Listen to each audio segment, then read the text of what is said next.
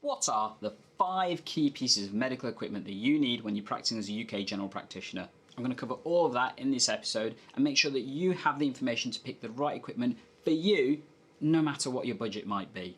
Let's tech enhance your primary care and learning.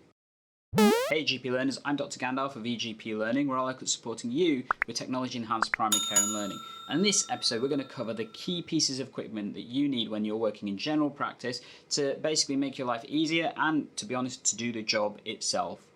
I'm going to cover the 5 key pieces of equipment that every GP should really have access to. And to be honest, this will be the same whether you're working as a pharmacist, physician's associate, paramedic, nurse practitioner, or to be honest, any kind of role which is patient-facing that requires an examination.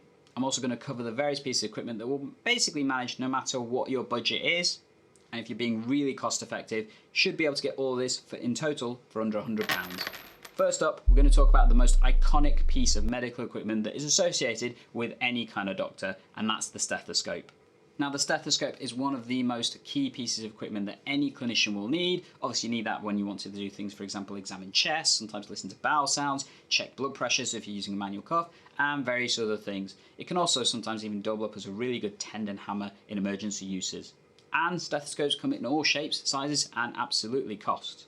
It's also a piece of equipment that you need to be reliable, so to make sure that you can hear the right kind of sounds when you need to. So right now I'm going to cover 4 options you might want to consider. The first and the cheapest out of the lot is the MDF-1. MDF is a really cost-effective brand when it comes to medical equipment, and the MDF-1 is probably one of the most cost-effective stethoscopes available on the market. On average they go for about £40, and you can get various shapes and colours, both for the tubing and for the head itself. The sound quality is really effective and reliable, and has been part of my visit kit for the past few years. If you're really on a budget, you could go for the MDF Acoustica, which is a little bit cheaper. On average, you can get for about £30, depending on the time of sales. But personally, I go for the MDF-1 because the sound quality is a little bit better for the cost effectiveness. Next up, we've got the classic stethoscope that almost every doctor has probably heard of, and that's the Littmann. So this is my Littmann Classic 2, although nowadays it's the Littmann Classic 3 that you can get hold of. On average, these go for about £70 or so. And let's be honest, it's one of the most reliable and well-known stethoscope brands going around. It is lighter than the MDF-1, and the sound quality is pretty good, and mine has lasted me a good 10 years, so it's definitely got the durability. However, if you've got the funds, what I would recommend most people now look at is the Eko Core stethoscope. Now, this has been branded as the Eko Littmann Core, and on average it goes for about £250, and the reason for that extra cost is down to this little unit right here.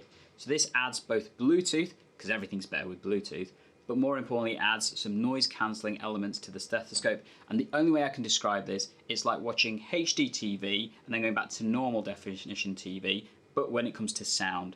The significant change in quality is amazing, and particularly for those that have hearing challenges, you will notice a significant difference using this stethoscope. The Bluetooth allows you to transmit the sound to any electrical device, particularly if you pay for the extra Eko platform.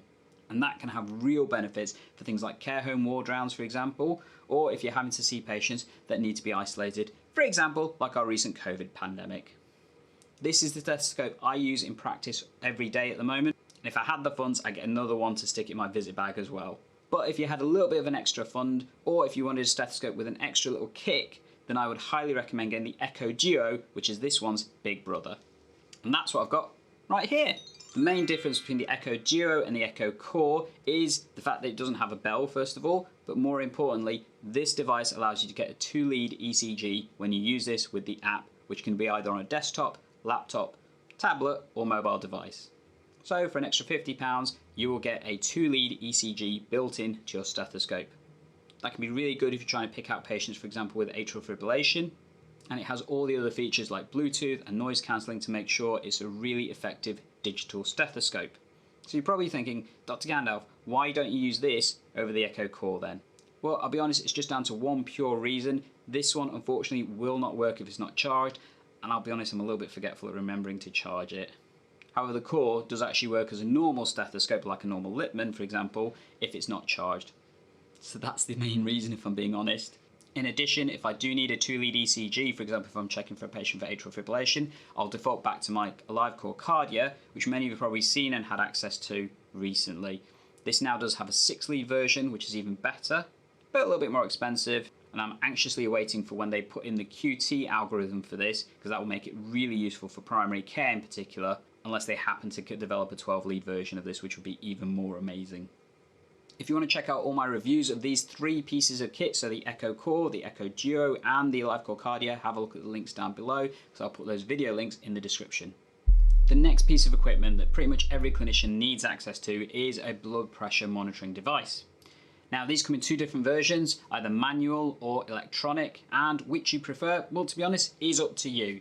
Personally, I prefer the manual because it gives me a more reliable reading from my perspective. However, using the electronics have the benefit of obviously being able to leave the device to do its thing whilst you're doing something else, as well as it's a bit easier on your hand as well. When it comes to a manual device, for me, the one I would go to is the Welsh Allen DuraShock, which is this little device, and it connects onto the cuff like this. The reason why I like this particular brand is the fact that it's got this FlexiPort system, which basically means it clips on and off at the press of a button. And if you need to change the cuff, you just simply clip it back in, like that, and you're done. Nice and easy. The cuffs come in various different sizes, and if you want to have a look at the equipment, have a look at the links down below. Alternatively, if you are going for an electronic blood pressure machine, the brand I would always default to would be the Omron devices for clinicians. Now that is different for patients if you're recommending ones, because there are some cheaper alternatives, but the key thing to remember when it comes to electronic BP cuffs is make sure you get one with the right size cuff, because if you don't, you may end up having one that's a bit too small. For patients, devices like the UA611 or the Omron M2 are really cost-effective options, and particularly if you time it right on Amazon, you can normally get them for about £20 or so. For clinicians, I'd always recommend you get the Omron M3 or the Omron M6. Mainly because they come with a larger cuff size that goes up to 44 centimeters, which is where most patients sit. Although if you do want a larger cuff, you may need to go for something like the Tenquan cuff that goes up to 48 centimeters. Anything larger than that, I'm afraid you'll be looking at the thigh cuffs. However, if you're really on a budget, going for something like the UA611 or the Omron M2 and then getting the Tenquan cuff size will basically mean you should be able to deal with most situations. Now I mentioned that this episode would cover the top 5 medical pieces of equipment that every clinician needs, but that there would be 2 bonuses. And the first of those is the KeyQuick device. Yeah, okay, this isn't really a medical device, but it's an awesome little keyboard that will absolutely save you time in your practice. It works by using macro keys, so basically one press of a button does various other things, and basically this will save you time. A slight declaration, I am an affiliate for this particular product, but if you do want to know why this is such an awesome device, check out the links in the description. Alternatively, the video will be coming up at the end of this one. Next up, in terms of the medical equipment that every clinician needs to have, we're talking about probably the most ubiquitous one over the pandemic period, and that's the humble thermometer. Let's be honest, you need to be able to check a patient's temperature at various different times, and it's important you've got an accurate device to give you the readings that you need. While I have the Braun Exact Temp thermometer that I use in my clinic because it's provided by my practice, I'll always echo that Braun is an absolutely trusted and tried brand that you should always use when it comes to your thermometers. In particular, my preferable one is the 6520, which has been sitting in my visit bag for the past few years. It's also the one I use at home. That was up until recently.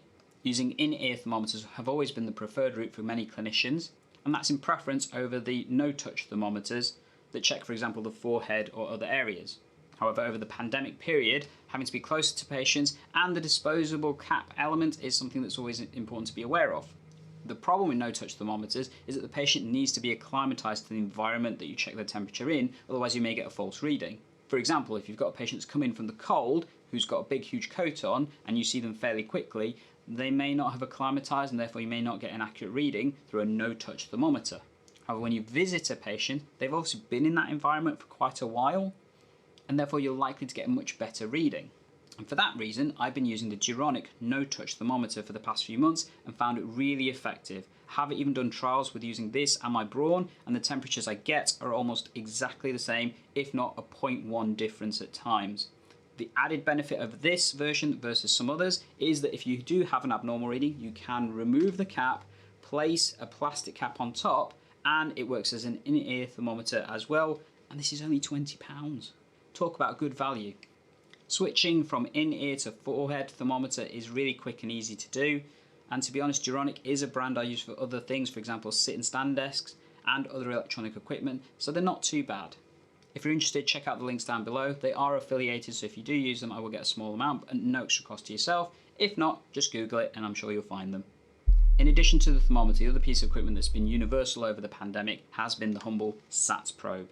Checking a patient's SATS is really important, and actually educating them how to do it themselves can be really effective. You may find many patients have one of these nowadays. Main thing to remember, if you're grabbing one, they are pretty easy to get hold of, and as long as you get one that is validated for the right age group, you shouldn't have a real problem. I've got various different brands. They're all pretty much equivocal to the ones I use in practice, you know, the big fancier ones. However, the key area to be careful is obviously in younger children, where these will not be accurate and you will need to use a proper device. So we're talking about the 5 key pieces of medical equipment that a clinician needs to have, and the last one that you absolutely need to make sure that you have is a diagnostic set. Now, there are various different versions of these in terms of ophthalmoscopes and otoscope kits. If you want really cheap and cheerful, you go for something like the YNR version, which is about £15 to £20 or so, but it's really basic, and this has been sitting in my visit bag.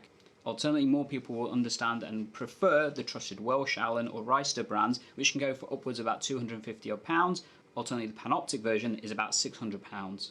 However, my preferred piece of equipment nowadays is the ArcLight. This is a combination device. It's small, it's portable, it's rechargeable, and it's both an ophthalmoscope and an otoscope in one device. If you want to check out the full review, have a look at the video coming up at the end of this. But wait, I've got my last little tip for you in terms of equipment that you need to have, and that is your smartphone. Having one of these is an essential piece of medical equipment for all clinicians, and if you want to know why, check out my episode that covers the medical apps you need to have on your phone, and that's coming up right here. Alternatively, YouTube's probably recommending another one for you right here, and I'll catch you in the next episode as we tech enhance your primary care and learning.